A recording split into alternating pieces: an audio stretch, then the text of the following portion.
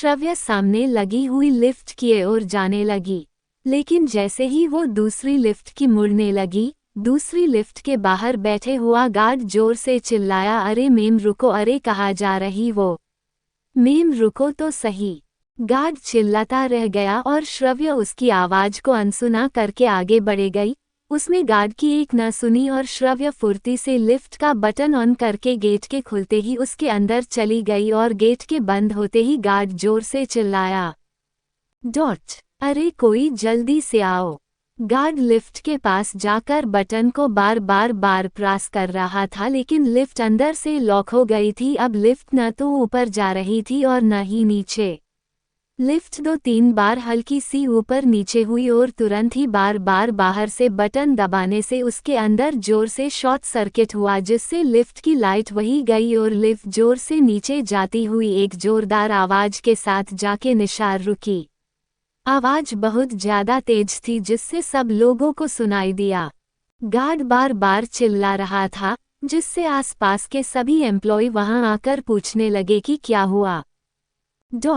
Guard ने घबराहट से बोला, ये लिफ्ट 2 दिन से खराब थी और इसके अंदर बीच में लाइफ का प्रॉब्लम हो रहा था, इसलिए ये लिफ्ट बंद थी और कोई भी इसको यूज नहीं कर रहा था। और अभी एक मैडम इसके अंदर गलती से चली गई और उनके जाते ही लिफ्ट लॉक हो गई और मुझे अभी शॉर्ट सर्किट होने की वजह से लिफ्ट के केबल टूटने से लिफ्ट के गिरने की आवाज आई है। कुछ करो, कैसे भी लिफ्ट को खोलो। गार्ड की बात सुनकर चारों ओर अफरा तफरी मच गई। सब लोग लिफ्ट के लिए बातें करने लगे। कोई मैनेजर को फोन कर रहा था तो कोई मैकेनिकल टीम को। कई लोग मिलकर लिफ्ट को खोलने की कोशिश कर रहे थे और इन्हीं सब के चलते बाहर बहुत शोर होने लगा। शोर को सुनकर सिद्धांत अपनी केबिन से बाहर आया। वो अभी श्रव्य जो कह के गई उसकी बातों का मतलब समझने की कोशिश कर रहा था, इसलिए उसकी केबिन का गेट खुला ही था। सिद्धांत जैसे ही बाहर आया, उसने बाहर बहुत भीड़ जमा देखी तो थोड़ा आश्चर्य से और थोड़ी ऊंची आवाज में बोला, क्या हो रहा है ये सब, और इतनी भीड़ क्यों लगा रखी है सबने। सिद्धांत की आवाज पे एक एम्प्लॉय आगे आया और थोड़ा घबराए हुए बोला, वो सर लिफ्ट नंबर 2 खराब थी और गलती से उसके अंदर एक एम्प्लॉय चली गई।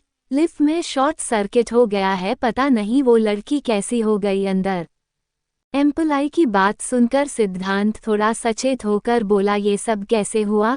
तभी गार्ड आगे आया और घबराकर बोला, सर लिफ्ट में कुछ तकनीकी खराबी थी, इसलिए वो लिफ्ट 2 दिन से बंद थी, लेकिन अभी अचानक से एक मैडम आपकी केबिन की साइड से आए और मेरे मना करने के बावजूद भी वो इस लिफ्ट में चली गई, जबकि उनको पहले से ही पता था कि लिफ्ट खराब है।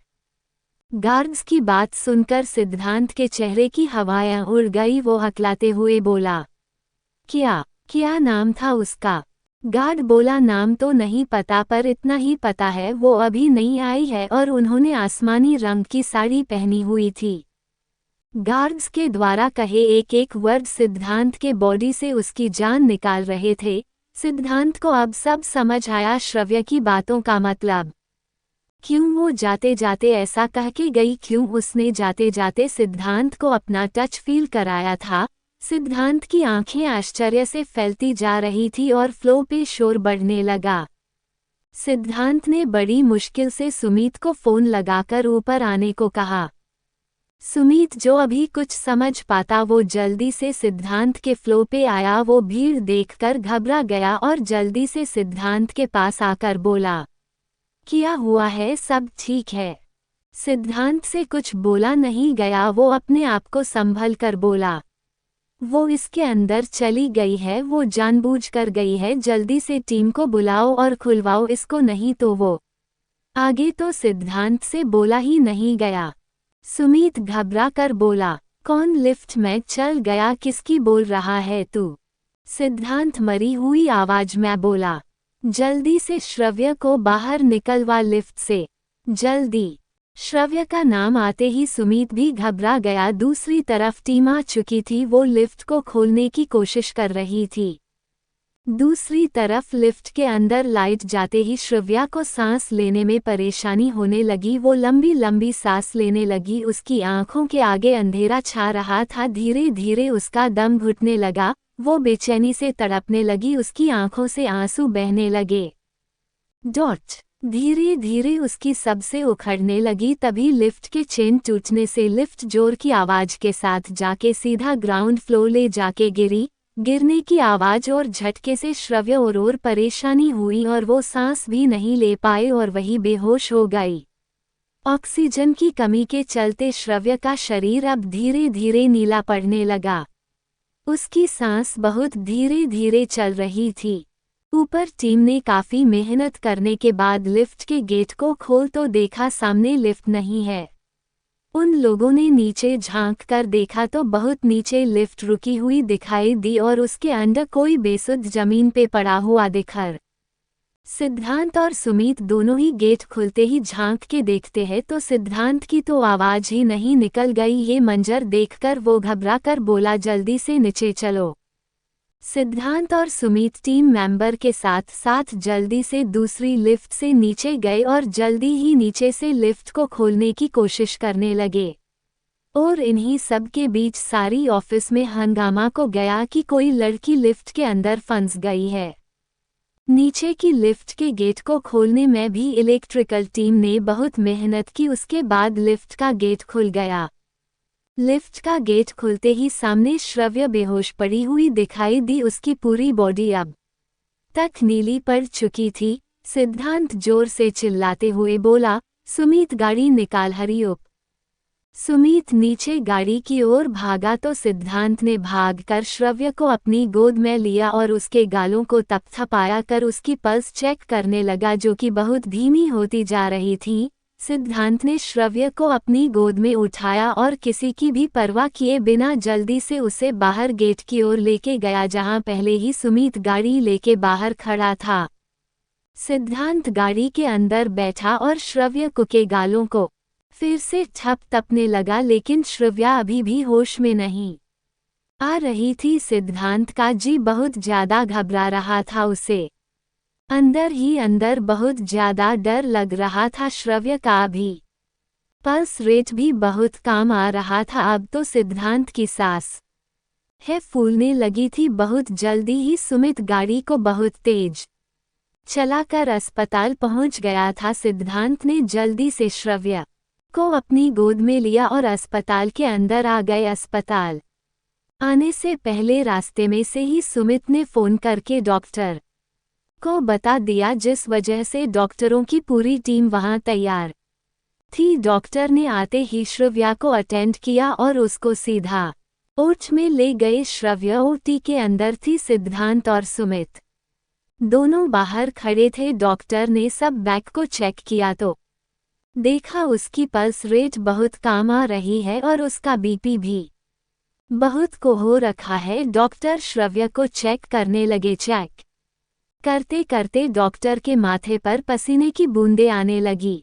डॉक्टर को समझ में नहीं आ रहा था क्या किया जाए। काफी देर डॉक्टर श्रव्य को ऑब्जर्व करने के बाद श्रव्य को आईसीयू में शिफ्ट कर दिया गया था। उसको ऑक्सीजन लगा दिया गया था। श्रव्य अभी वेंटिलेटर पर थी क्योंकि वह ज्यादा देर बिना ऑक्सीजन के रहने की वजह उसकी सांस बहुत कमजोर हो गई थी, जिस वजह से वह बिना वेंटिलेटर सपोर्ट के साथ नहीं ले पा रही थी। इसलिए श्रव्य को वेंटिलेटर पर रखा गया। श्रव्य वेंटिलेटर पे थी। बाहर सिद्धांत का बुरा हाल था। वह श्रव्य के लिए बहुत परेशान हो रहा था। सुमित ने सिद्धांत को शांत होने को कहा और थोड़ा बैठने को कहा। काफी देर बाद डॉक्टर ओट से बाहर आए और श्रव्य की हालत के बारे में बताने लगे। सिद्धांत ने घबरा कर पूछा, डॉक्टर अब कैसी है, उसकी हालत कैसे, क्या हुआ है उसे? डॉक्टर थोड़ा परेशान होकर बोले, देखिए मिस्टर ओबरॉय, अभी हम उनके बारे में कुछ नहीं कह सकते। उनके दम घटने की वजह से उनकी सांस है थोड़ी कमज़ोर हो गई है, इस वजह से अभी वह सांस बहुत कम ले पा रही थी, इसीलिए उनको वेंटिलेटर सपोर्ट पर रखा गया है ताकि उनको सांस लेने में कोई परेशानी ना हो। अभी 24 घंटे तक उनको वेंटिलेटर पर रखा जाएगा। इन 24 घंटे में उनको होश आ गया तो अच्छी बात, वरना आने वाले 48 घंटे उनके लिए बहुत की हो सकते हैं, क्योंकि उनके लिए ऑक्सीजन लेवल ठीक होना बहुत जरूरी है। उनकी सांस बहुत ज्यादा कम हो चुकी है। डॉक्टर की बात सुनकर के सिद्धांत का दिमाग सुन्न पड़ गया था, वह कुछ बोल ही नहीं पा रहा था, उसके शब्द मुंह में ही रह गए थे। सुमित ने उसको संभाल और बोला, थोड़ा बैठ जा, आराम से बात करते हैं, परेशान मत हो, सब ठीक होगा, होश आ जाएगा उनको, तो चिंता मत कर। दूसरी तरफ सिद्धांत को अपना होश नहीं था, तो सुमित ने सिद्धांत का फ़ोन लेकर के श्रव्य की बुआ माँ को फ़ोन किया और बुआ माँ को उन्होंने बताया श्रव्य को थोड़ा सा चक्कर आ गया था, इसलिए उसे अस्पताल में भर्ती किया गया है। श्रव्य की बीमार होने की खबर सुनते ही श्रव्य की हुआ माँ भाग भाग हॉस्पिटल आई। दूसरी तरफ श्रद्धा का इलाज अभी चल रहा था, उसकी पल्स रेट अभी भी बहुत धीरे धीरे चल रही थी, लेकिन उसे होश नहीं आया। सिद्धांत अपनी आंखें बंद करके अपने हाथों की मुट्ठी बना करके अपने माथे से लगा करके बैठा हुआ था। वह बार बार उसे पाल के बारे में सोचने लगा। जब श्रद्धा उसे जाने से पहले बोल रही थी, उसे खुद पर गुस्सा आ रहा था, आखिर क्यों उसने जाने से नहीं रोक उसको। अगर वह श्रव्य की बात मान लेता तो शायद वह ठीक होती है। धीरे धीरे समय निकलने लगा, लेकिन श्रव्य की हालत में अभी कोई सुधार नहीं आया था। डॉक्टर भी बार बार श्रव्य को ऑब्जर्व करने आ रहे थे, लेकिन वह अभी भी मशीनों से गिरी हुई आंखें बंद करे आईसीयू की बेड पर लेटी हुई थी। बुआ माँ को आने के बाद सारी बातें सिद्धांत और सुमित ने बता दी थी। उन्होंने बताया था श्रव्य गलत लिफ्ट में फंसने की वजह से उसका दम घुट गया था, जिस वजह से उसका ये हाल हो गया। सिद्धांत का मन तो हुआ कि वह बता दे सारी बात, लेकिन अभी उसमें हिम्मत नहीं थी कि वह सच बता सके, इसलिए वह चुप ही रहा। दूसरी तरफ बुआ माँ बैठी बैठी श्रद्धा की सलामती की दुआ मांग रही थी। वह खुद से मन ही माँ बोली, मेरी बच्ची ने बचपन से कितने कुछ चीज़ झेली है, सबके लिए कुछ ना कुछ सोचती रही है, हमेशा सबका भला चाहा। आज अगर मेरी श्रव्य को कुछ हो गया तो मैं भगवान को कभी माफ़ नहीं करूंगी। मैं मेरा सब कुछ कुर्बान कर दिया, लेकिन मेरी श्रद्धा के लिए मैंने सब कुछ दिया। आज मैं श्रव्य होश में नहीं आई तो मैं कभी भगवान के मंदिर नहीं जाऊंगी। वह अपने हाथ जोड़कर मन ही मन भगवान को नमन कर रही हो, श्रद्धा के ठीक होने की दुआ कर रही थी। दूसरी तरफ सिद्धांत ने भी अपने घर फ़ोन करके बता दिया था कि वह आज घर नहीं आएगा, तो उसके घर वालों में उसके न आने का कारण पूछने लगे। सिद्धांत बताना नहीं चाहता था, इसलिए उसने बात टालने के लिए बोल दिया, बिजी हूँ, फ्री होकर करता हूँ कॉल। तो कहिए आप लोग आज का पाठ कैसा लगा? कल का पाठ बहुत मज़ेदार होने वाला है, तो मेरे अगले भाग को जरूर पढ़ें।